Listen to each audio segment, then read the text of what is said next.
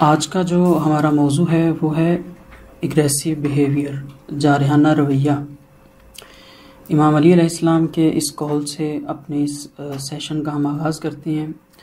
इमाम फरमाते हैं कि गुस्सा एक भड़कती हुई आग है, जिसने गुस्से पर काबू पा लिया उसने इस आग को बुझा दिया, और जिसने इसे आज़ाद छोड़ दिया तो सबसे पहले वो ख़ुद इस शोले में जलने वाला है। हम इस सेशन में इंशाअल्लाह जो है 6 मौज़ूआत के ऊपर बात करेंगे। सबसे पहला जो हमारा मौजू होगा वो ये है कि जारहाना रवैया क्या है। हम ये जानने की कोशिश करेंगे कि एग्रेसिव बिहेवियर किसे कहते हैं। अगला जो हमारा मौजू होगा वो ये कि गुस्सा करना एक अच्छा काम है या बुरा काम है, अच्छा होता है या बुरा होता है। उससे अगला जो हमारा इसी से रिलेटेड टॉपिक होगा वो ये कि किन अफराद को ज़्यादा गुस्सा आता है, यानी कौन से अफराद हैं जो जल्दी हाइपर हो जाते हैं, कौन से अफराद हैं जो जल्द गुस्से में आ जाते हैं। उससे नेक्स्ट जो टॉपिक हमारा होगा वो ये है जारहाना रवैये की वजूहात कौन सी हैं, यानी कौन कौन से ऐसे फैक्टर्स हैं, कौन कौन से ऐसे रीज़न्स हैं जिसकी वजह से अफराद जो है वो जारहाना रवैया अपनाते हैं। उसके अलावा अगला जो हमारा मौजू होगा वो ये है जारहाना रवैये की अलामात क्या हैं, यानी कौन सी ऐसी सिम्पटम्स हैं जिससे हमें पता चलता है कि ये बंदा इस वक्त जो है हाइपर है या गुस्से की हालत में है या जारहाना रवैया अपना रहा है।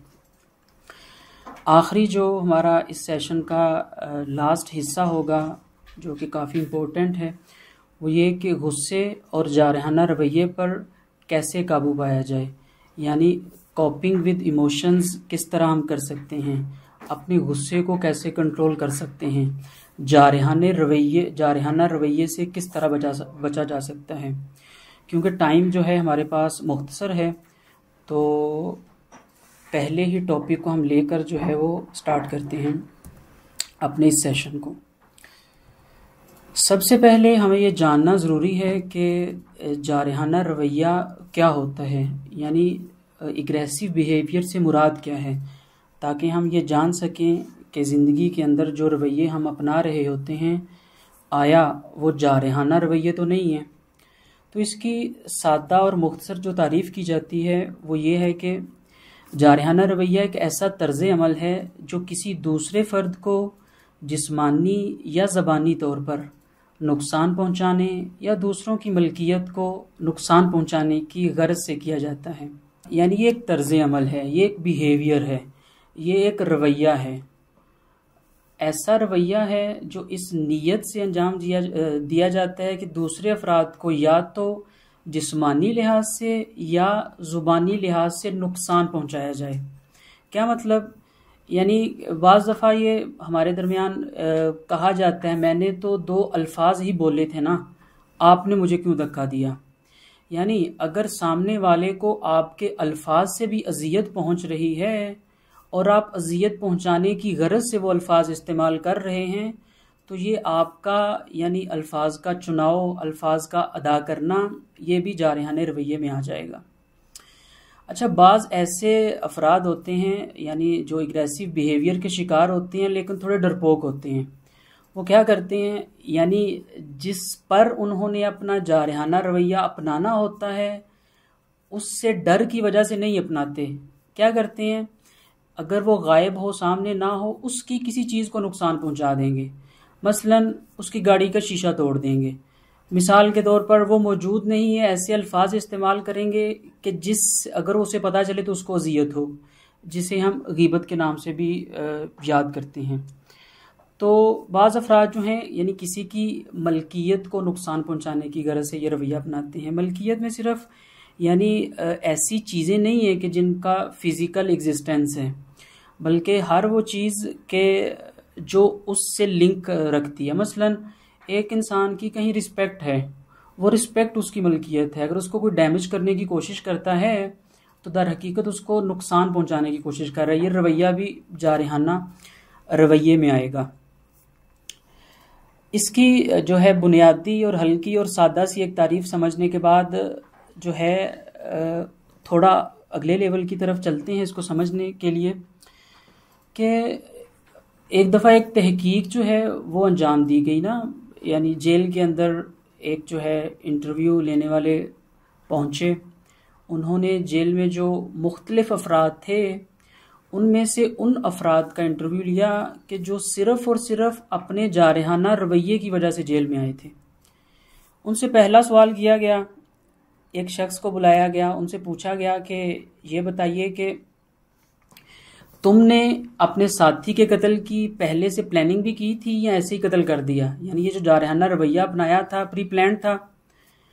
तो उसने कहा कि नहीं, मैं तो सिर्फ ना उसको डराना चाह रहा था, मैं तो सिर्फ जो है उसको धमकी के तौर पर जो है ये वाला रवैया अपनाना चाह रहा था। लेकिन वो जो साहिब थे वो तो अपनी ज़ुबान पर कंट्रोल ही नहीं कर रहे थे, बस मुझसे बहुत बड़ी गलती होगी। यानी शर्मिंदगी की हालत में उसने पहले सवाल का यूं जवाब दिया। उससे अगला सवाल किया गया, ये बड़ा दिलचस्प है, तवज्जो कीजिएगा। यानी उस मुजरिम से ये पूछा गया कि अगर दोबारा तुम्हें मौका दिया जाए कि तुमने उसी तरह की सिचुएशन में दोबारा रिस्पॉन्स करना है, दोबारा जो है जवाब देना है, लेकिन वो जवाब जो है तुमने अगले दिन देना है, क्या फिर भी तुम यही जवाब दोगे, यानी मर्डर ही करोगे? तो उसने कहा कि एक दिन तो बहुत ज़्यादा है, अगर 1 घंटा भी मुझे दिया जाए और उस तरह की सिचुएशन हो तो मैं कभी भी ये काम नहीं करूँगा। उसने फिर कहा कि पहले भी, यानी जिसका मैंने कत्ल किया है उससे हमारी तू मैं होती थी, लेकिन इस बार अक्ल पर पर्दा पड़ गया था। यानी उसे था कि अगर मैं कुछ टाइम परचेजिंग कर लेता उस वक़्त, ये वाला बिहेवियर ना अपनाता, तो मुझे 100% यकीन था कि मैंने कभी भी ये वाला बिहेवियर नहीं अपनाना था। अगला सवाल उससे क्या किया गया? उससे कहा गया कि तुम इस पर शर्मिंदा हो? उसने कहा कि सारी ज़िंदगी भी इसका ज़ाला नहीं कर सकता, और फिर उसने रोना शुरू कर दिया। अब उससे इसमें जो कुछ सवालात पूछे गए हैं इस पर तवज्जो दीजिएगा कि ये जो जारहाना रवैये अपनाए जाते हैं ये बगैर प्लानिंग के होते हैं। बाज़ दफ़ा यानी कोई किसी को यानी थ्रेट करना चाह रहा है, डराना चाह रहा है, धमकाना चाह रहा है, लेकिन जो अगला बंदा है वो भी इसके इमोशंस को कंट्रोल या ठंडा करने की बजाय और उभारता है, जिसकी वजह से इस तरह का ये रवैया अपनाता है। और ये जो रवैया उसने अपनाया था वो उसकी जज्बाती कैफियत में था, यानी कि वो नॉर्मल सिचुएशन में नहीं था, इमोशनल था उस वक़्त। और जो इमोशनल सिचुएशन होती है वो नॉर्मल सिचुएशन नहीं होती। इस्लाम में भी यानी इसके बारे में कहा गया है कि आप लोग जो हैं वो जब बहुत ज़्यादा इमोशनल हों तो फ़ैसला ना करें, क्योंकि आपकी वो नॉर्मल सिचुएशन नहीं होती। तो उसने इसी एबनॉर्मल सिचुएशन में, इसी कैफियत में यानी डिसीजन लिया था उसको थ्रेट करने का। आखिर में जब वो अपने जज्बात पर कंट्रोल नहीं कर पाया तो उसने जो है ये वाला काम कर दिया, यानी अपने दोस्त को कत्ल कर दिया। अगर मुजरिमों की फहरिस्त की जाए तो अच्छी खासी एक परसेंटेज निकल आएगी कि जो अपनी एग्रेसिव बिहेवियर की वजह से, यानी 5 मिनट, 1 मिनट, 2 मिनट के रवैये की वजह से कई साल जो है उसका जुबरान नहीं कर पाते और उसका अजाला करने की कोशिश करने के बावजूद भी नहीं कर पाते। अगला सवाल जो है हमारा वो ये है कि गुस्सा करना अच्छा होता है या बुरा? इसमें मैं कोशिश करूँगा कि ये सेशन जो है यानी वन साइडेड ना हो, आप लोग भी मेरा जो है वो थोड़ा थोड़ा साथ दीजिएगा येस और नो की शक्ल में। यहाँ पर कुछ बेसिक इमोशंस जो हैं वो आपके सामने जो हैं वो स्क्रीन के सामने शो हो रहे हैं। तकरीबन 6 के करीब जो हैं वो बेसिक इमोशंस हैं। फिर अगर इनको आपस में मर्ज किया जाए तो फिर मज़ीद आगे भी इमोशंस की सिचुएशन बनती है। अगर आपसे ये सवाल किया जाए कि गुस्सा करना अच्छा होता है या बुरा, तो आप इसका क्या जवाब देंगे? जल्दी से ज़रा टेक्स्ट में रिप्लाई दीजिएगा ताकि बात को फिर आगे लेके बढ़ा जा सके। बुरा होता है जी, आगे।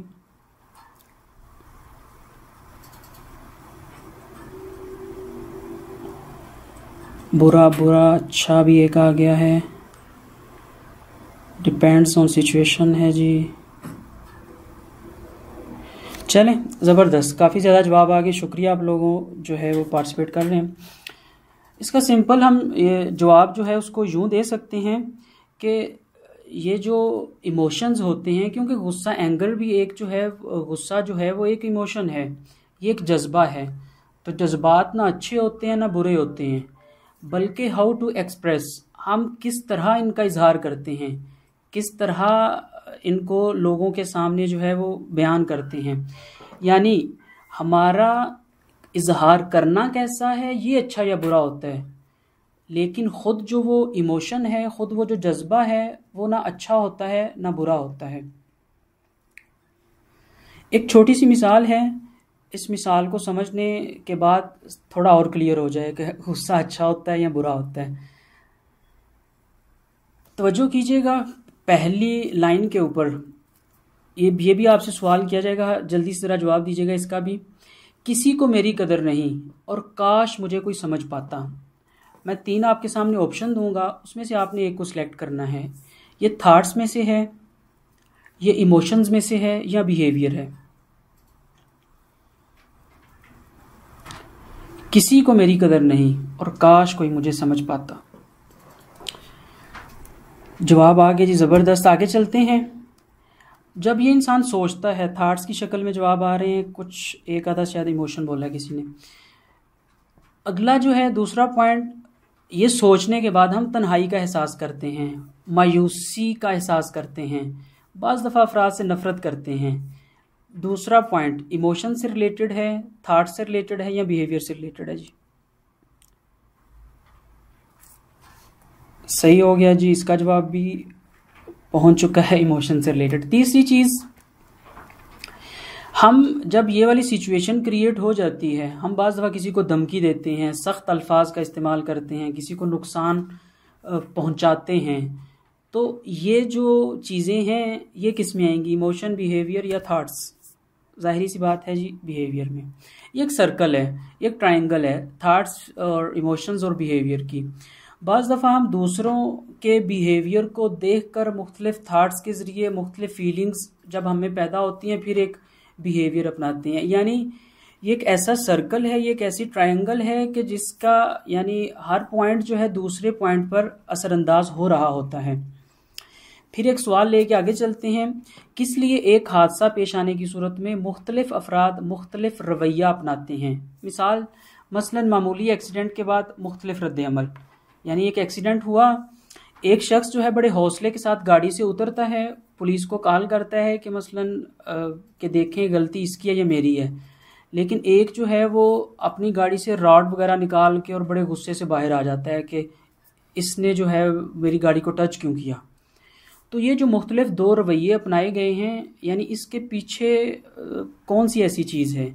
यानी हादसा दोनों के साथ एक जैसा हुआ है, दोनों के एक जैसी चीज़ें नज़र आ रही हैं, दोनों के पास गाड़ी है। अब फ़र्ज़ करें दोनों के पास एक जैसी ही गाड़ी है, ठीक है, लेकिन ये 2 अफराद डिफरेंट बिहेवियर क्यों अपना रहे हैं?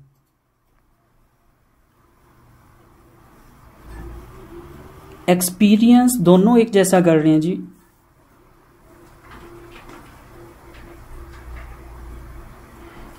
यानी इन दोनों की इस सिचुएशन या इस एक्सीडेंट के बारे में जो परसेप्शन है वो जुदा जुदा है। यानी दोनों जो इस मामले को या इस एक्सीडेंट को, इस हादसे को जो एनालाइज कर रहे हैं वो जुदा जुदा कर रहे हैं। जब दोनों की परसेप्शंस, थॉट्स, अंडरस्टैंडिंग डिफरेंट होंगी, जाहिर सी बात है फीलिंग्स भी डिफरेंट होंगी। जब फीलिंग्स डिफरेंट होंगी, जाहिर सी बात है डिफरेंट बिहेवियर जो है वो अपनाएंगे। 20 मिनट हमारे गुजर चुके हैं, हम कोशिश करेंगे कि जल्दी जल्दी आगे बढ़ते जाएं। बहुत शुक्रिया, आप लोग साथ दे रहे हैं, अच्छा आपने जवाब दिए माशाल्लाह। अच्छा, गुस्सा अच्छा होता है या बुरा, इससे क्लियर हो जाएगा। गुस्सा जो है एक मसलन एक नेचुरल इमोशन है, सही है, ये एक एनर्जी है। यानी ये एक समझे एक पेट्रोल की तरह है, या तो इसे गाड़ी में यानी डालकर एज आ एनर्जी इसको यूज़ किया जाए, इसके मसलन जो मुख्तलिफ एडवांटेजेस हैं वो हासिल किए जाएं, या किसी ऐसी कीमती चीज़ पर उसको गिरा के उसको आग लगा दी जाए। जिस तरह मिसाल दी जाती है चाकू वाली, यानी चाकू ना अच्छा होता है ना बुरा होता है, छुरी ना अच्छी होती ना बुरी होती, उसका इस्तेमाल अच्छा या बुरा होता है। तो गुस्सा एक ऐसा इमोशन है कि ऐसी एनर्जी है, ना अच्छी होती ना बुरी, बल्कि इसको हमने हाउ टू यूज़, हम किस तरह उसका इस्तेमाल कर रहे हैं, ये डिपेंड करता है उसके अच्छे या बुरे होने पर। बाज़ दफ़ा लाइफ के अंदर हमारे बहुत ज़्यादा ऐसे मामलात होते हैं कि जब हम फ़ाइट और फ्लाई वाली सिचुएशन में होते हैं, हंगामी सूरत-ए-हाल में होते हैं, उस वक़्त जो है गुस्सा हमें काम देता है। मसलन इससे हमारी यानी इरादी क़ुव्वत, इसका मुस्बत इस्तेमाल, ये यानी अगर ये ना हो तो इंसान जो दीवार की तरह है, कुछ भी नहीं कर पाएगा, बिल्कुल सुस्त होगा।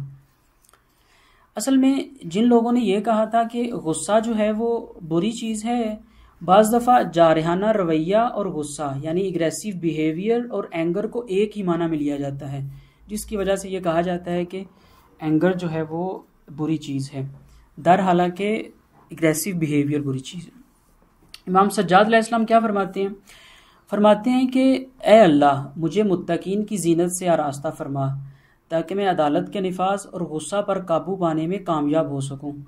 यानी इमाम ने ये क्यों नहीं कहा कि यानी गुस्से से जान छुड़ाने वाली दुआ क्यों नहीं मांगी, बल्कि इमाम ने ये दुआ मांगी कि ए अल्लाह, मुझे ये हिम्मत दे, यानी मुत्तकीन की सिफ़ात में से ये वाली सिफ़त मेरे में पैदा कर कि मैं उसको कंट्रोल कर पाऊँ, यानी इस एनर्जी को बेहतरीन अंदाज से यूज़ कर पाऊँ।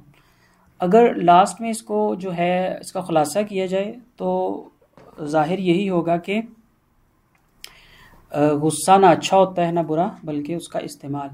अगले सवाल की तरफ चलते हैं। हमारा अगला सवाल था कि किन अफराद को ज़्यादा गुस्सा आता है। 3 तरह के अफराद ऐसे होते हैं जिनको बहुत ज़्यादा गुस्सा आता है, यानी वो अफराद जो किसी भी तरह के बर्डन का शिकार होते हैं, उनका यानी जहाँ वो काम करते हैं उनके काम का दबाव ऐसा है, या इकोनॉमिकली प्रॉब्लम्स हैं, यानी बेसिक नीड्स जो हैं वो भी पूरी नहीं हो पा रही, या मसलन मुख्तलिफ उनके इंटरपर्सनल रिलेशंस हैं वो जो है पॉजिटिव वे में नहीं जा रहे, जिसकी वजह से उनको जो है जारहाना रवैया की तरफ आते हैं। एक माहिर नफ्सियात हैं, वो कहते हैं कि इंसान यानी जितने भी मेंटली डिसऑर्डर्स हैं, जितनी भी बीमारियां हैं, वो सारी पलटती हैं इंसान के ताल्लुकात के ऊपर। यानी जितने पॉजिटिव और बेहतर ताल्लुकात होंगे उतना शख्स वो ज़हनी बीमारियों से दूर होगा, और जितने ये इसमें मसलन खला होगा या रिलेशन जो हैं डैमेज होंगे, उसकी वजह से जो है वो एग्रेसिव बिहेवियर की तरफ आएगा। कौन से ऐसे अफराद हैं जिनको जल्द गुस्सा आ जाता है, यानी खौफ में मुब्तला अफराद, यानी जब कोई शख्स किसी चीज़ का अपने अंदर खौफ का एहसास करता है, अपने आप को बेबस देखता है। बाज़ दफ़ा बच्चों में ये चीज़ वाज़ेह नज़र आती है कि बच्चे जब अपने आप को बेबस देखते हैं या एक डरी हुई सिचुएशन में होते हैं तो वो एग्रेसिव बिहेवियर अपनाते हैं। इसके आगे जो फैक्टर्स हैं उसको डिटेल के साथ इंशाल्लाह आगे हम यानी पढ़ेंगे।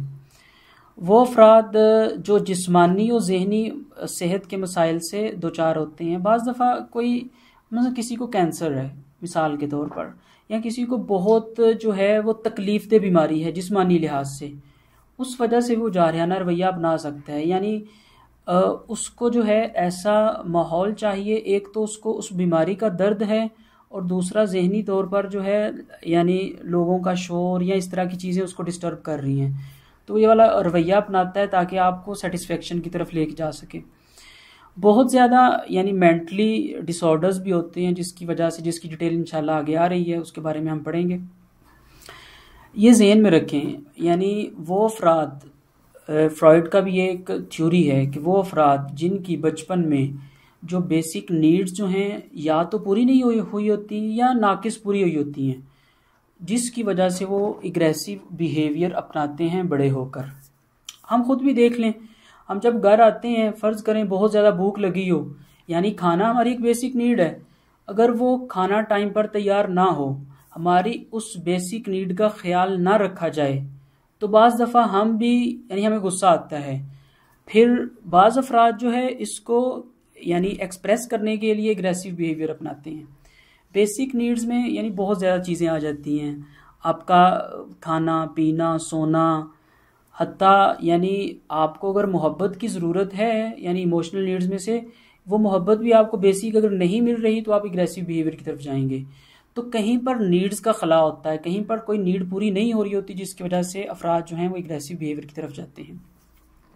सवाल है आपसे वो ये कि बीमारी की अलामात को ज़ायल कर देना बेहतर है या उसका जड़ से खात्मा बेहतर है? यस और नो में।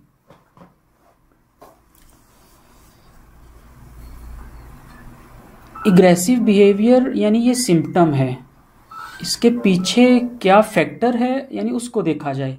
हम सिम्टम्स को ख़त्म कर दें फिर असल में आराम आएगा, या फैक्टर्स की तरफ जाएंगे तो फिर आराम आएगा? जड़ से खात्मा, ज़बरदस्त जी। सारे तवज्जो कीजिएगा, इंतहाई आसान जो है वो आपने गैस करना है।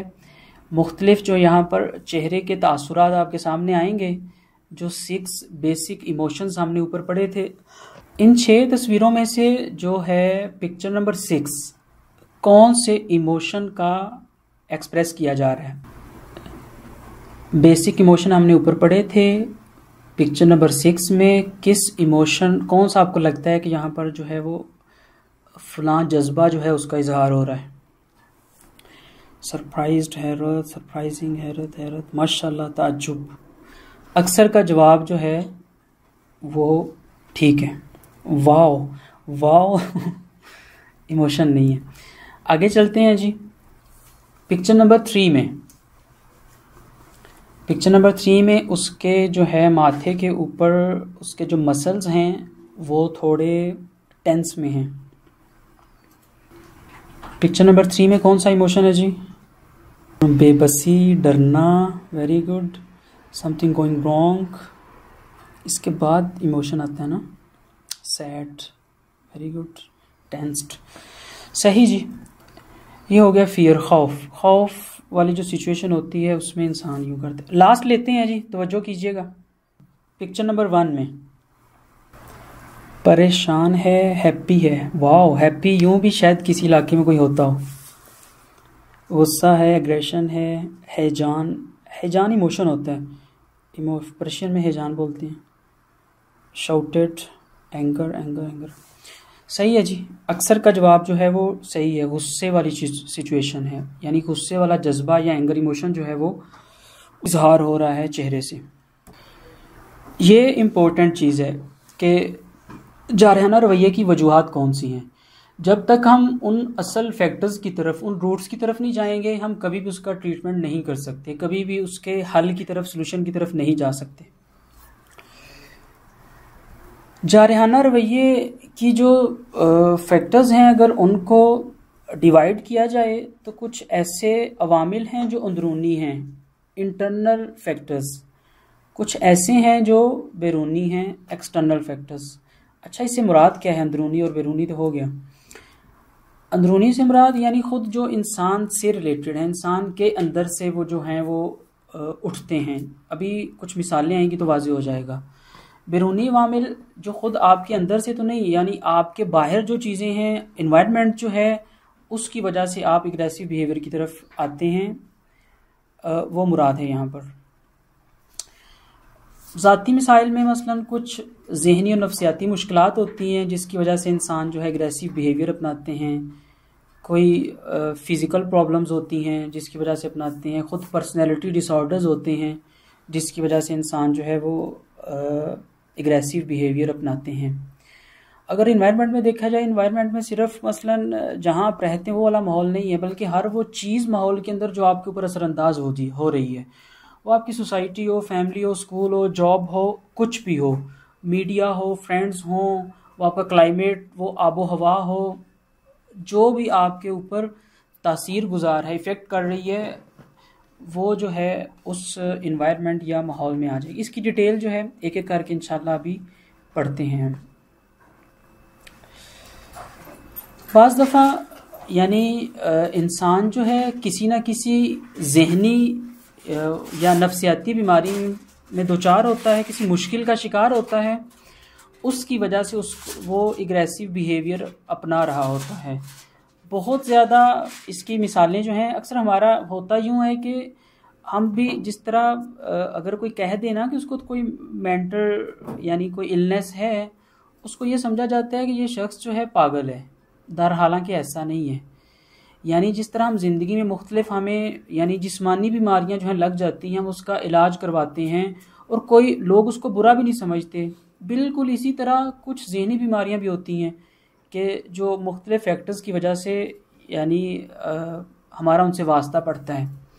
यानी जिस तरह हम फ़िज़िकल डिजीज़ के लिए पागल का लफ्ज़ या उसको बुरा या उससे नफ़रत का इजहार नहीं करते, बिल्कुल इसी तरह अगर कोई ज़हनी मुश्किल का शिकार है, मेंटल इलनेस का शिकार है, तो उससे भी हमें जो है यानी बुरा रवैया या उसे पागल कहना, इस तरह का रवैया बिल्कुल नहीं अपनाना चाहिए।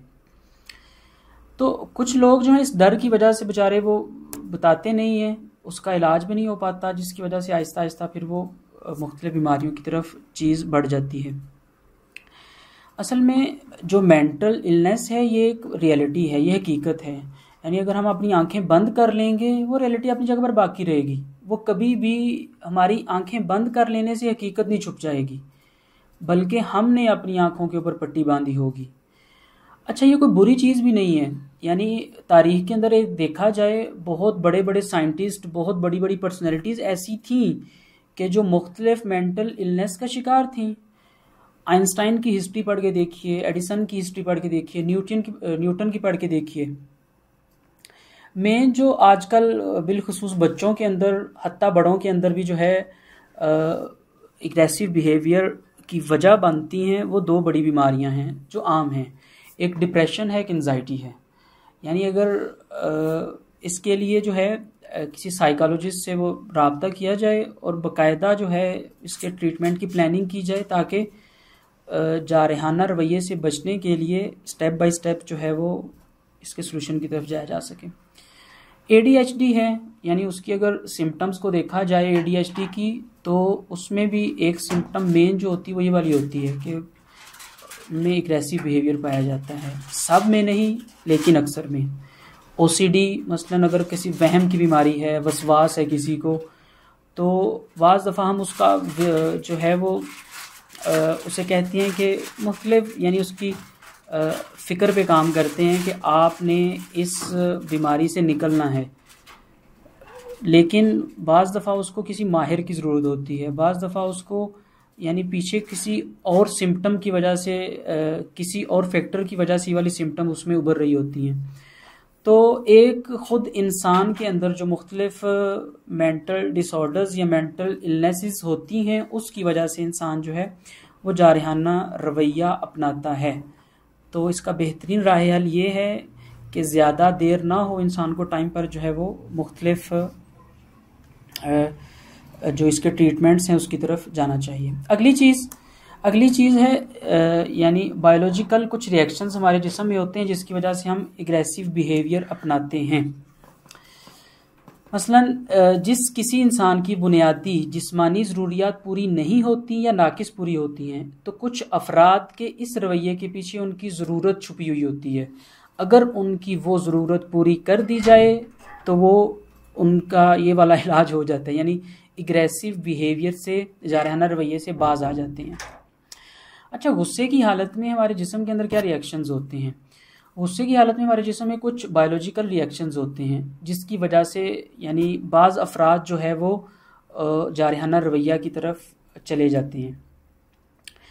हमारे यानी बॉडी के अंदर जब हम यानी एक फ़ियर की सिचुएशन में होते हैं, फ़ाइट और फ्लाइट की सिचुएशन, हिंगामी सूरत हाल में होते हैं, तो हमारे किडनीज़ के ऊपर एक ट्रायंगल शेप का एक ग्लैंड है जिसको एड्रीनल ग्लैंड बोला जाता है। तो यहाँ से हमारे ब्लड के अंदर कुछ हार्मोन्स रिलीज़ होते हैं जिसे एड्रीनल हार्मोन्स बोला जाता है, जिसकी वजह से हमारी बॉडी के अंदर एक हिंगामी सिचुएशन होती है, मतलब दिल की धड़कन तेज़ हो जाती है, सांस फूल जाता है, जिस तरह और भी मुख्तलिफ जिस्मानी सिम्टम्स होती हैं।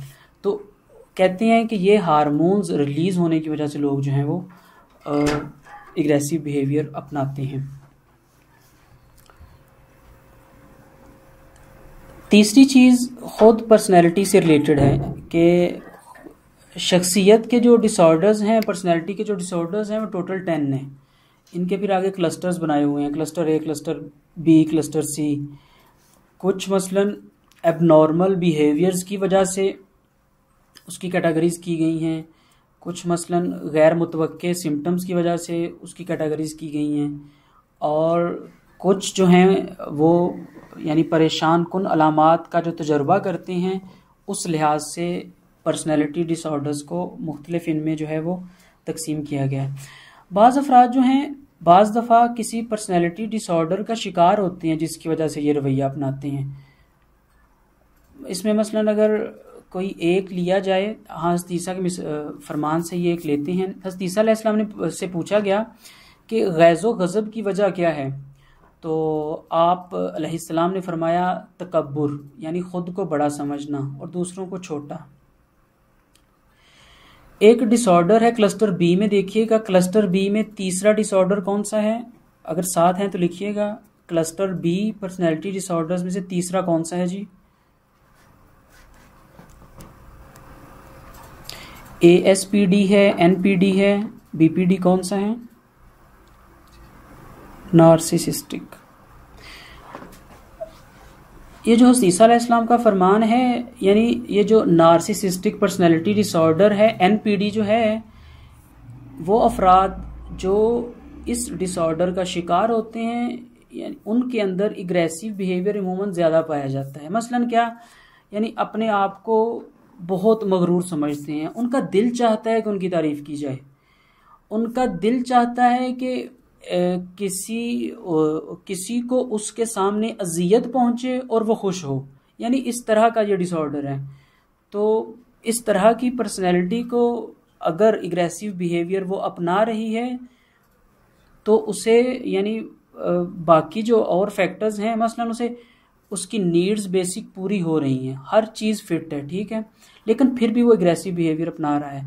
ये ज़्यादा जो अफराद होते हैं कि उनकी फ़िज़िकल जो हैं नीड्स तो सही पूरी हो रही होती हैं, लेकिन उनकी इमोशनल यानी वो अपनी तारीफ़ के भूखे होते हैं, यानी उनके अंदर सेल्फ़ कॉन्फिडेंस नहीं होता, यानी उन्हें नहीं मालूम होता कि उनके अंदर कौन कौन सी पॉजिटिव चीज़ें पाई जाती हैं, यानी अपने बारे में, यानी जिसे बोलते हैं इन्फेरिटी कम्प्लेक्स का शिकार होते हैं, यानी अपने बारे में एहसास कमतरी का शिकार होते हैं, जिसकी वजह से इन रवैयों की तरफ चले जाती हैं। आगे चलते हैं। दूसरा जो था एक आमिल जो हमें एग्रेसिव बिहेवियर की तरफ लेके चलता है, हमारे पास 20 से 22 मिनट हैं, हम कोशिश करेंगे कि इसको जल्दी से जो है हम लेके चलें। वो माहौल है आपका, यानी जिस माहौल में आप रहते हैं बहुत सारी चीज़ें आप वहाँ से गेन करते हैं।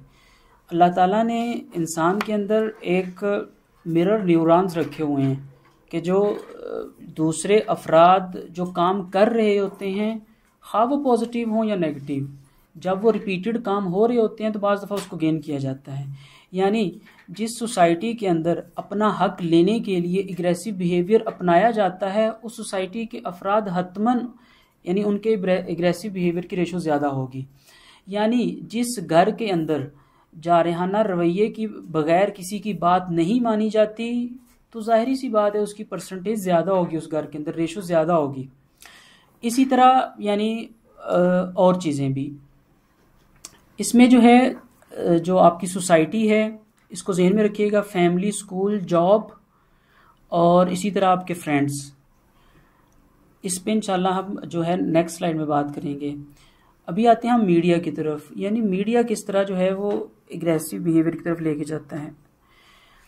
एक तहकीक के मुताबिक मीडिया में से जो सबसे ज़्यादा इंसान के ऊपर इफ़ेक्ट चीज़ करती है वो वीडियो गेम्स हैं। यानी ऐसी वीडियो गेम्स जिसके अंदर यानी उस बिहेवियर को एज अ रोल मॉडल जो है वो पेश किया जाएगा, वो इंसान जो इन गेम्स का मसलन मुब्तला है, जिन्हें मसलन गेम्स एडिक्शन है या मीडिया एडिक्शन है, वो हतमन अपनी लाइफ में कहीं ना कहीं जो है उसको वो यूज़ करेगा जो उसने वहाँ से चीज़ गेन की हुई है।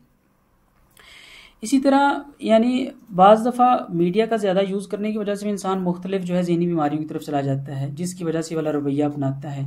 मतलब आप अब तसव्वुर करें कि 1 मिनट के अंदर अगर कोई वीडियो देख रहा है, उस वीडियो में 1 मिनट में कितनी तस्वीरें उसने देखी, कितने वो 3 डिस्प्ले उसके सामने आए और कितनी आवाज़ें उसने सुनी। उस 1 मिनट में अगर उसने सैकड़ों 50 के करीब 60 के करीब उसने तस्वीरों को देखा उसने आवाज़ें सुनी। अब एक मिनट के अंदर उसने उनको एनालाइज नहीं कर पाया जिस तरह करना चाहिए था, फिर आगे चला गया, फिर आगे चला गया, फिर आगे चला गया।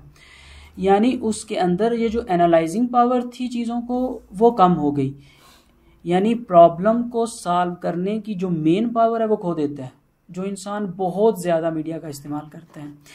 अभी लास्ट जो भी तहकीक एक आई उसमें यह कहा गया है कि यानी वो इलाके अगर आबो हवा के लिहाज से देखा जाए जो बहुत ज़्यादा गर्म होते हैं, जहाँ गर्मी ज़्यादा होती है, निस्बतन वहाँ के जो रहने वाले अफराद होते हैं उनमें एग्रेसिव बिहेवियर जो है वो ज़्यादा पाया जाता है। तवज्जो कीजिएगा यहाँ पर कि बाज़ दफ़ा हमें लग रहा होता है कि समाज के अंदर, सोसाइटी के अंदर, स्कूल के अंदर या जहाँ हम जॉब करते हैं वहाँ पर जिसने एग्रेसिव बिहेवियर अपनाया था उसको उसका हक मिल गया, अब मुझे भी ऐसा ही रवैया अपनाना है ताकि मुझे मेरा हक मिले। या मसलन वो एग्रेसिव बिहेवियर अपनाता है, उसकी इज्जत की जाती है, मैं भी एग्रेसिव बिहेवियर अपनाता हूँ, मेरी इज्जत की जाएगी। या मसलन घर के अंदर वो मर्द जो एग्रेसिव बिहेवियर अपनाता है सारे उसको जी करते हैं, मैं भी ये एग्रेसिव। हमें पहले देखना होगा कि हम जिसको कॉपी कर रहे हैं कहीं वो इस तस्वीर की तरह कोई अंधा तो नहीं है। यानी हम जिसकी कॉपी कर रहे हैं उसके अंदर जो बिल्कुल बेसिक एक चीज़ होनी चाहिए वो मौजूद है या नहीं है। यानी वो जिस रास्ते पे हमें चला रहा है उस रास्ते को देख भी रहा है या नहीं देख रहा। कहीं हम भी दूसरों की तरह आंखें बंद करके उस अंधे के पीछे तो नहीं चढ़ रहे। ये अंधे हर जगह मौजूद होते हैं, आपके स्कूल में, आपकी सोसाइटी में, आपके फ्रेंड्स में। तो समझदार वो होता है कि जो बिहेवियर अडॉप्ट करते हुए उन अंधों की पैरवी नहीं करता। बच्चे जो हैं, यानी हम बच्चों को कहते हैं कि बाज़ दफ़ा यूँ होता है कि वालिद जो है डांट कर कहता है कि खामोश हो जाओ, ठीक है। यानी एग्रेसिव बिहेवियर के ज़रिए दूसरे का एग्रेसिव बिहेवियर जो है वो ख़त्म करना चाह रहा है, ये पॉसिबल नहीं है। यानी जिस तरह का तुम रवैया अपनाओगे, यानी तुम्हारे कहने के कैसे ज़्यादा जो तुम कर रहे हो वो ज़्यादा अडॉप्ट कर रहा है। तुम्हें कहने, जब तुम गुस्से में होते हो, जब तुम ऐसी सिचुएशन में होते हो कि जो तुम्हारे लिए कंट्रोल करना मुश्किल होती है, या ऐसी सिचुएशन में होते हो जब तुम्हारी बेसिक नीड्स पूरी नहीं हो रही होती, तो जो रवैया तुम अपनाते हो तुम्हारी जो आइंदा तुम्हें देखने वाली नस्ल है वो भी इस तरह का रवैया अपनाएगी। यानी बहुत सारी, अच्छा इसमें ये नहीं है कि ये जो फैक्टर्स बयान किए गए सिर्फ यही हैं, यानी इनकी परसेंटेज होती है। यानी कोई 25% जो है वो असरगुजार हो रहे होते हैं, कुछ 30, को 35, इसी तरह। सवाल है जी आपसे, देखते हैं कितने अफराद हमारे साथ हैं। क्या जारहाना रवैये के अवामिल को जाने बगैर उनका सद्देबाब किया जा सकता है? नहीं किया जा सकता। सही हो गया जी, मुश्किल है। अगला सवाल थोड़ा समझ के दीजिएगा जवाब इसका। क्या इंसान की एबनॉर्मल थॉट्स, गैर आदी सोच, गैर आदी मजाज, गैर आदी रवैया उसके ज़हनी तौर पर नॉर्मल होने की अलामत है?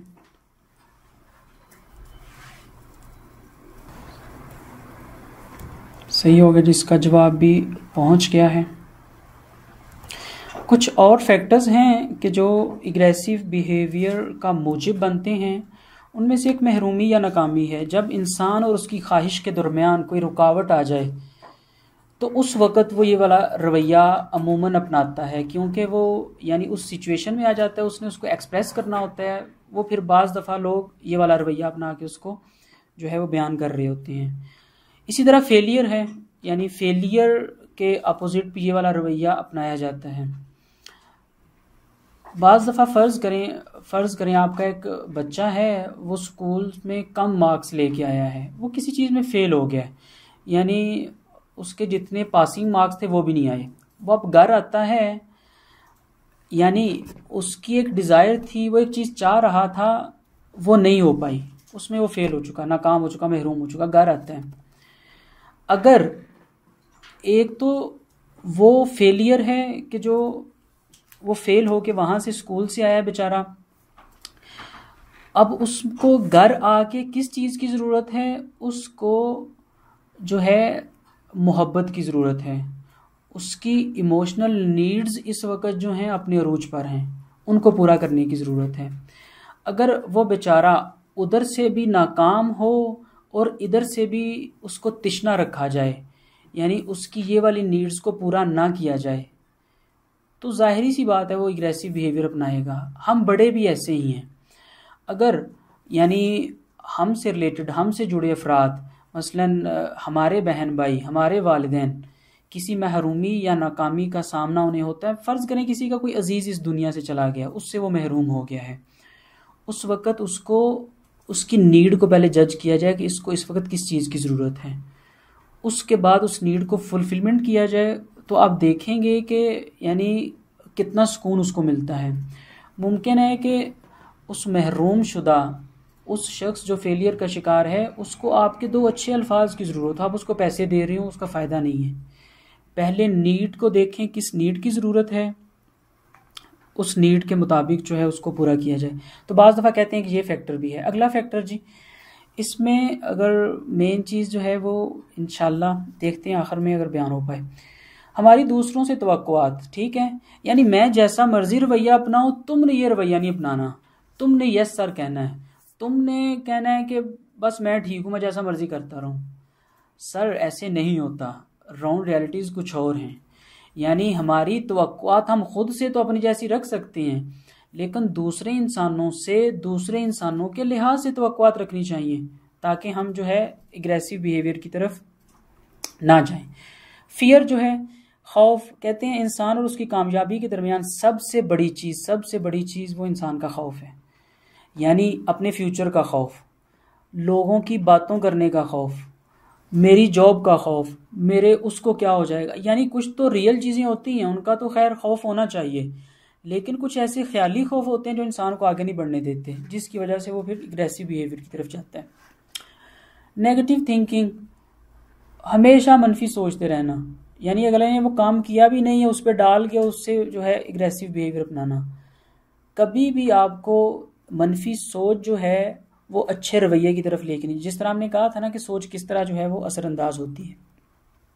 वाक़ियत का इनकार, इस दुनिया के अंदर यानी इंसान जो हैं different personality, different thoughts, different emotions, different behaviours के मालिक हैं। ये एक रियलिटी है। अब हम अपने माइंडसेट के मुताबिक हैं कि सारे इंसान एक तरह का सोचें, या मतलब मेरे घर वाले सारे एक तरह का सोचें, मेरे घर वाले सारे के इमोशंस एक जैसे होने चाहिए, मेरे सब घर वालों के बिहेवियर एक जैसे, ये पॉसिबल नहीं है। जैसे ही आप रियलिटी का इनकार करेंगे, जो चीज़ है मौजूद उसका इनकार करेंगे, तो वो आपको बुरा लगेगा और फिर आप एग्रेसिव बिहेवियर की तरफ जाएंगे। अगर तल्ख तजुर्बात है, बाज़ दफ़ा बचपन में मुख्तलिफ तल्ख तजुर्बात, या मसलन करंट सिचुएशन में मसलन वालिदैन की लड़ाई झगड़े, या मसलन वालिद और बेटे का लड़ाई झगड़ा माँ के सामने, इसी तरह माँ बाप का लड़ाई झगड़ा बेटों के सामने, ये जो मुख्तलिफ तल्ख तजुर्बात होते हैं, ये भी इंसान को एग्रेसिव बिहेवियर की तरफ ले जाते हैं। टाइम हमारे पास 10 मिनट रहेगा, ज़रा जल्दी करेंगे इंशाअल्लाह इसको क्लोज़ करने की तरफ। जारहाना रवैया की अलामात क्या हैं? रवायात के अंदर मुख्तलिफ अलामात बयान की गई हैं। जानों का लरजना, चेहरे की रंगत का तब्दील होना, आँखों का सुर्ख होना, गर्दन की रगों का फूल जाना, मुख्तलिफ जो हैं वो बयान हुई हैं। हम जल्दी से जो है इसको यहाँ से गुजरने की कोशिश करेंगे ताकि राह हल की तरफ भी जा सकें। राह हल में शायद 5 मिनट में आपके ज़्यादा लूँ। जब इंसान इस रवैये से दो चार होता है, मुख्तलिफ अफकार उसके जहन में चल रहे होते हैं, खुद गोई मनफी, यानी अपने बारे में और दूसरों के बारे में नेगेटिव सोच रहा होता है। हत्ता उसकी तवज्जो और उसका जो मेमोरी होती है उस पर भी काफ़ी फैक्टर, मसलन उसको कहें ना कि इस सुई में धागा डालिएगा उस सिचुएशन में, तो वो काफ़ी दफ़ा ट्राई करेगा, उससे नहीं होगा। क्यों? अटेंटिव नहीं है। फिर उस दफ़ा उसके जहन में ख्याल, बाज़ दफ़ा इंतकामी ख्यालात चल रहे होते हैं, और उस वक्त सिर्फ वो खुद को अपने आप को हक पर समझ रहा होता है। जो मुख्तलिफ जो रियलिटीज़ हैं उनकी अंडरस्टैंडिंग में मिसअंडरस्टैंडिंग कर रहा होता है, यानी वो उनकी जो परसेप्शन है वो सही वाली काम नहीं कर रही होती।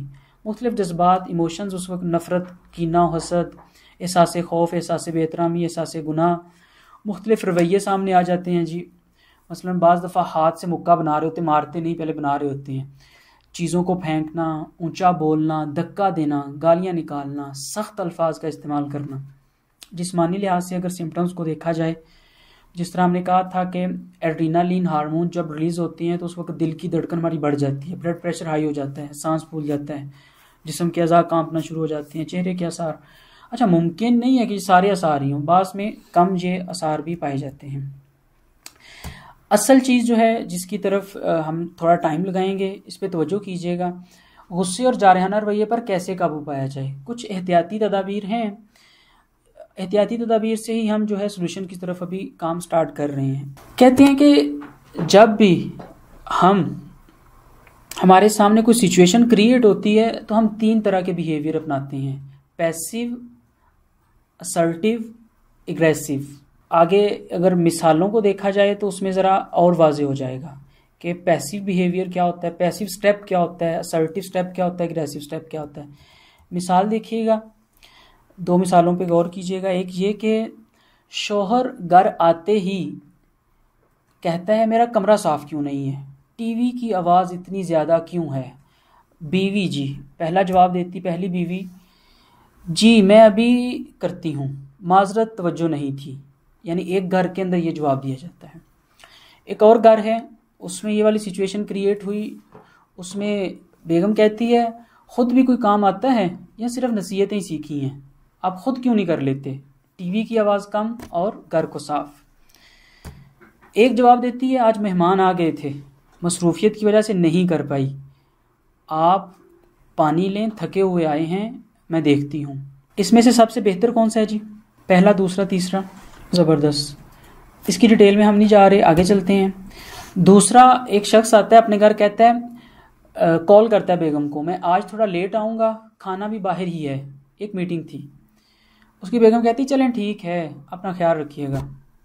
एक और घर है, वहाँ की बेगम उसे कहती हैं फैमिली के साथ भी कभी बाहर खाना खा लिया करो, पता नहीं कब तुम्हारी मीटिंग्स ख़त्म होंगी, कम अज़ कम बच्चों का ही सोच लो, मेरा नहीं तो। तीसरा जवाब सही है, लेकिन आइंदा कोशिश कीजिएगा पहले बता दें ताकि मैं कामों को देख सकूं। अगर जो है देखा जाए, पहला और दूसरा जो दोनों जवाबात हैं वो ठीक नहीं है। पहले वाला जो बेगम है वो ज़्यादा सर पे चढ़ा रही है, उसको इतना सर पे चढ़ा रही है कि इस वजह से वो एग्रेसिव बिहेवियर की तरफ जाएगा। दूसरे वाली बेगम जो है वो इतना उसको दूर कर रही है, इतना उभार रही है, जिसकी वजह से वो जो है एग्रेसिव बिहेवियर की तरफ जाएगा। यानी पहला वाला रवैया जो है वो पैसिव है, दूसरे वाला जो रवैया है वो एग्रेसिव है, तीसरे वाला जो रवैया है वो असर्टिव है। हतमन जो है, इसको नहजुल बलागा में जाके मकतूब नंबर 31 है इमाम अली अलैहिस्सलाम का, उसमें बड़ा खूबसूरत अंदाज से इमाम ने यानी सलूशन की तरफ हमारी रहनुमाई की है कि वाकई अगर हम ये चीज़ सोचेंगे तो हमारे कई छोटे छोटे एग्रेसिव बिहेवियर दूर हो जाएंगे। यानी अपनी ज़ात को मिज़ान करार देना, यानी क्या, अगर जो मुझे पसंद है दूसरों के लिए वो पसंद करूं, अगर मुझे ये पसंद नहीं है कि मेरे साथ इस तरह का रवैया अपनाया जाए, मेरे साथ इस तरह के अल्फाज बोले जाएं, तो मुझे दूसरों के साथ भी ऐसे अल्फाज नहीं बोलने चाहिए, दूसरों के साथ भी ऐसा रवैया नहीं अपनाना चाहिए। हतमन इसको जो है रीड कीजिएगा। पहली चीज़ हो गई कि हमें किस तरह का रिस्पॉन्स देना है। दूसरी चीज़, हमें जो है एग्रेसिव बिहेवियर, जिनको फ़र्ज़ करें वो इसमें अभी बीमारी में मुब्तला नहीं है, लेकिन फिर भी एहतियाती तदाबीर के लिहाज से अगर देखा जाए तो उन्हें इन 3 लाइफ स्किल्स के ऊपर अबूर होना चाहिए। प्रॉब्लम सॉल्विंग, मुश्किलात को कैसे हल किया जाए, ये हर शख्स के लिए ज़रूरी है। इंटरपर्सनल रिलेशंस, दूसरों के साथ अच्छे रवाबित कैसे कायम किए जाएं। तीसरी चीज़, कोपिंग विद इमोशंस, यानी हमने अपने जज्बात का, अपने इमोशंस का किस तरह इजहार करना है, कहाँ पर मुझे किस तरह का बिहेव करना है उन इमोशंस की वजह से। तीसरी चीज़ है वो ये कि जो एहतियाती तदाबीर में है, रसूल खुदा ने फरमाया कि कीना, दुश्मनी और नफ़रत ये जारहाना रवैये का सबब बनते हैं, लेकिन गिफ्ट के ज़रिए, तोहफे के ज़रिए, हदिये के ज़रिए जो है इस कीने, दुश्मनी और नफ़रत को जो है वो मोहब्बत में बदला जा सकता है। इमाम अली अलैहिस्सलाम फरमाते हैं कि जो ज़िंदगी में तगाफुल नहीं बरतता वो बहुत से अमूर में बेपरवाही से काम नहीं लेता। उसकी ज़िंदगी तल्ख हो जाती है। यानी बाज़ गफलतें ऐसी होती हैं, बाज़ चीज़ें ऐसी होती हैं कि जिनसे गाफिल रहना, जिनको इग्नोर करना ज़रूरी होता है। वो इंसान जो हर मामले की जुज़ियात में जाता है वो ज़्यादा परेशान रहता है, जिसकी वजह से वो एग्रेसिव बिहेवियर की तरफ जाता है। तो बाज़ दफ़ा अल्लाह ताला ने एक चीज़ रखी हुई है कि तगाफुल भी इंसान में पाया जाता है। राह हाल इंशाल्लाह आगे आ रहे हैं, अभी एहतियाती तदाबीर जो है इसको कंप्लीट कर रहा हूँ। मुस्बत सरगर्मियाँ इमाम सादिक अलैहिस्सलाम ने कुछ एक्टिविटीज़ बताई हैं कि जिसकी वजह से इंसान खुश रहता है, अगर उनको अंजाम दे तो जो है पॉजिटिव वे की तरफ उसकी लाइफ जाती है। बहुत इंपॉर्टेंट बात है, इस पर तवज्जो कीजिएगा, बहुत इंपॉर्टेंट बात है वो ये, हमारे रवैये जो होते हैं वो कोड्स की सूरत में होते हैं, जिससे हमारी जहनी जिस्मानी कैफियत को डिकोड किया जा सकता है। हमारे रवैये से कोई ये जान सकता है कि इसके जहन में क्या चल रहा है, ये किस तरह की इसके अंदर इमोशंस अभी पाए जा रहे हैं। और एक रवैये के, एक बिहेवियर के मुख्तलिफ फैक्टर्स हो सकते हैं, यानी जब उसको डिकोड करेगा बिहेवियर को, मुख्तलिफ फैक्टर्स की तरफ जाएगा। अच्छा, ये रवैयों की जो तब्दीली है या उनकी इस्लाह जो है, अगर हम बिहेवियर चेंज करना चाहते हैं या बिहेवियर को अच्छा करना चाहते हैं तो हमें उन फैक्टर्स की तरफ, यानी उन बिहेवियर को डिकोड करके असल फैक्टर्स की तरफ जाना होगा ताकि हम इसके सलूशन की तरफ जा सकें। और हम जानते हैं कि जारहाना रवैया भी एक रवैया है, यानी इसको भी डिकोड किया जाए, डिकोड के बाद असल फैक्टर की तरफ जाया जाए और फैक्टर के बाद सलूशंस की तरफ। एक प्रैक्टिस करते हैं, दो अभी हैं कुछ मिनट हमारे पास। प्रैक्टिस ये है कि एक दफ़ा सारे अगर हो सके तो अपने आप को बिल्कुल रिलैक्स कीजिएगा। सोचिएगा ये कि गर्मियों का मौसम है और बहुत ज़्यादा गर्मी है और आपको अच्छी खासी प्यास लगी हुई है। उस प्यास की सिचुएशन में होता यूँ है कि लाइट भी चली जाती है, प्यास की शिद्दत और बढ़ जाती है। आप फ्रिज खोल के देखते हैं, उसमें 2-3 लीमू पड़े होते हैं, अच्छे खासे खट्टे होते हैं वो, यानी तुर्श होते हैं। वो लीमू आप निकालते हैं, पहला लीमू निकाल के उसको काटते हैं, काटने के बाद गिलास में पानी लिया थोड़ा सा, उसमें लीमू निचोड़ते हैं। पहला लीमू निचोड़ लिया, दूसरा, तीसरा। जितना आप ख्याली तौर पर मेरे साथ रहेंगे उतना ये वाली बात आपको समझ में आएगी। तीसरा लीमू जब आपने निचोड़ा, उसका आधा हिस्सा दूसरा जो था, आपने कहा कि इसको डायरेक्ट जो है मैं अपने मसलन मुंह में निचोड़ूंगा या निचोड़ूंगी, आपने उस लीमू का हिस्सा जो है डायरेक्ट अपने मुंह में निचोड़ना शुरू कर दिया। अब आपको थोड़ा सा सुकून हासिल हुआ। अब आपको लगा जब ये बनेगा, मैं पीऊंगी या पीऊंगा तो कितना अच्छा होगा। अब मुझे ये बताएं, वो कौन से अफराद हैं जिनके मुंह में पानी आया? यस और नो में जवाब दीजिएगा। जिन अफराद के मुंह में पानी आया वो यस और नो में पानी, नो, अपना channel no no no no no नहीं आया। सही सही। जिन लोगों के मुंह में पानी आया, यानी वो ख्याली दुनिया में भी अपने आप को ले जाकर रिलैक्स कर सकते हैं, यानी उनके अंदर एक पॉजिटिव चीज़ पाई जाती है। यहाँ पर लीमू असली तौर पर आपके सामने नहीं था, लीमू के बारे में बात की गई थी, एक सिचुएशन क्रिएट की गई थी, यानी कुछ अफकार के ज़रिए जो है आप तक एक बात पहुंचाई गई थी, लेकिन रियलिटी में क्या हुआ, आपके मुंह में पानी आ गया। ये जो आपकी सोच होती है, इसका आपके इमोशंस के साथ, आपके बिहेवियर के साथ बहुत गहरा ताल्लुक होता है। अगर हम चाहते हैं कि घर में एग्रेसिव बिहेवियर से बचा जाए तो हम आधी बात सुनकर फैसला ना सुना दें, पूरी बात को एनालाइज करें फिर जवाब दें। और कभी भी जो पॉजिटिव एंगल्स है उसको नज़रअंदाज ना करें। मसलन एक दफ़ा जो है आपकी वाइफ जो है उसने सफाई नहीं की थी, मिसाल के तौर पर, आप ये कि इसने तो कभी भी सफाई नहीं की, यानी बाकी जो पॉजिटिव जितने भी एंगल्स हैं उनको नज़रअंदाज करें तो वाकई आप एग्रेसिव बिहेवियर की तरफ जाएंगे। यानी चीज़ों को जिस तरह हैं वो उस तरह एनालाइज करें, और जितना नुकसान या जितना काम जितना रियल में चीज़ है उसको उतना ही देखा जाए, उसको बढ़ाया ना जाए।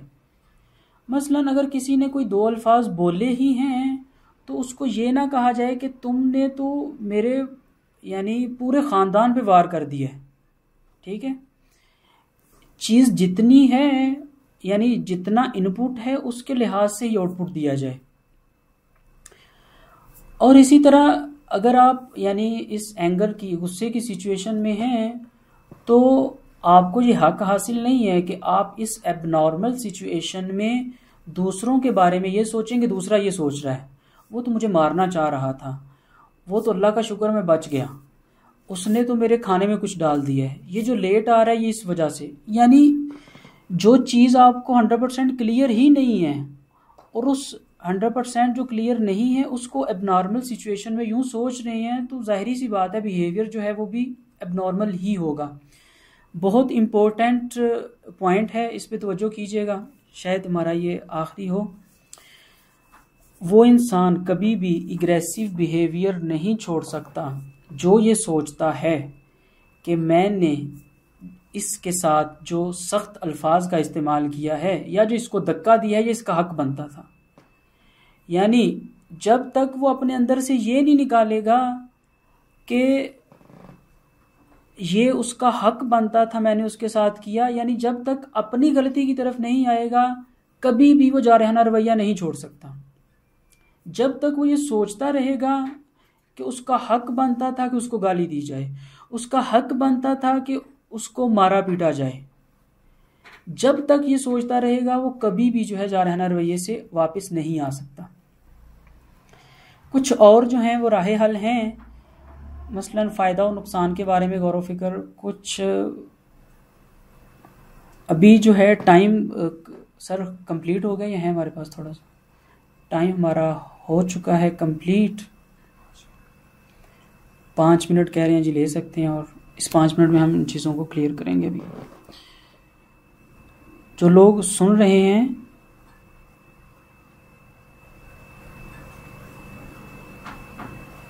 अगर 5 मिनट और लिए जाएं तो आमादा हैं ताकि आप लोगों का हक ज़हन हो।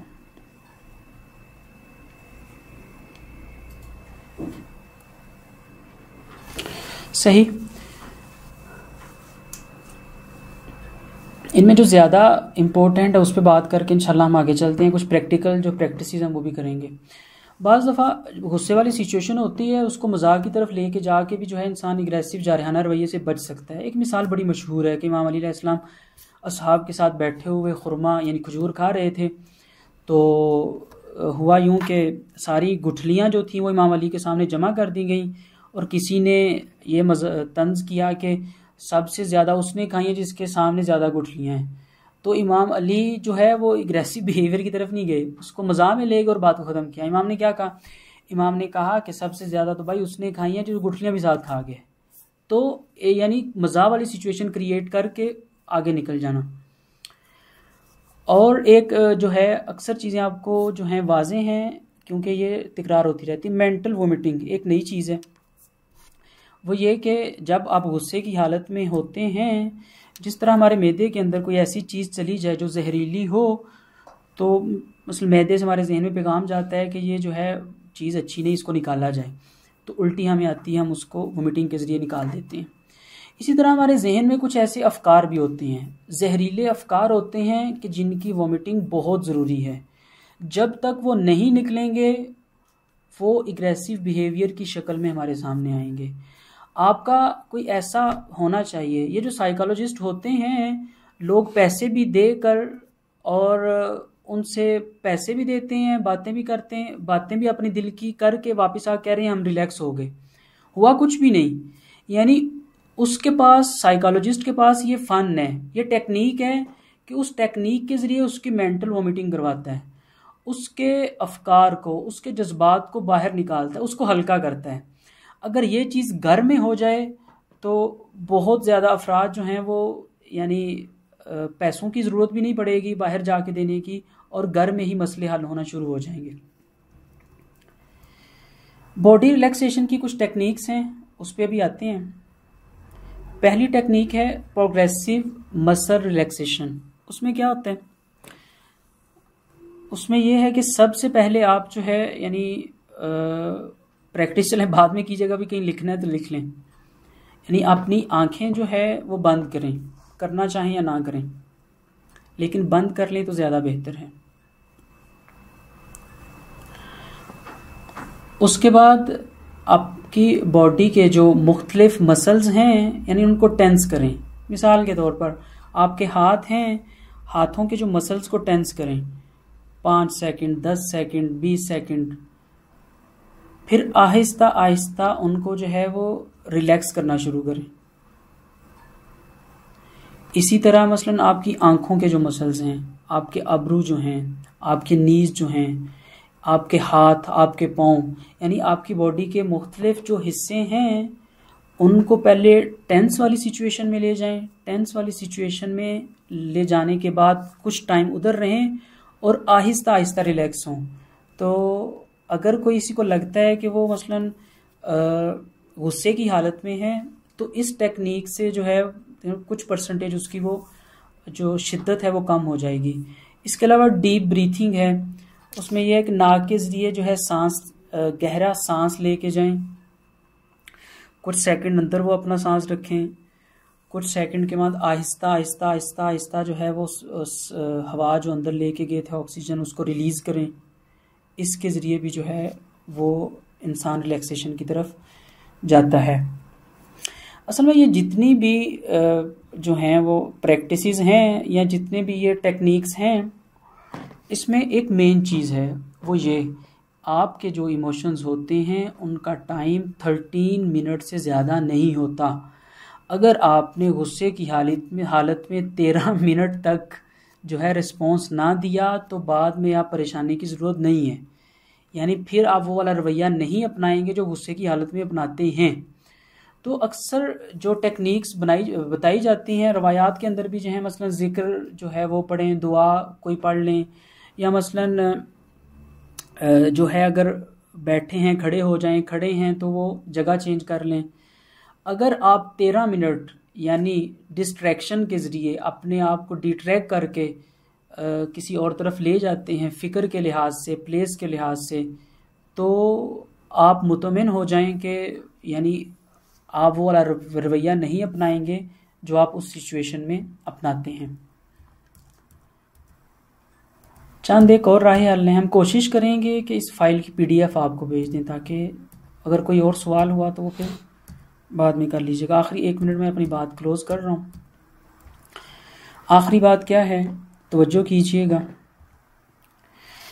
अगर हम चाहते हैं कि एक खुशहाल ज़िंदगी गुजारें, हमें ख़ुद को बदलना होगा, यानी अपने अंदर तब्दीली लाना होगी।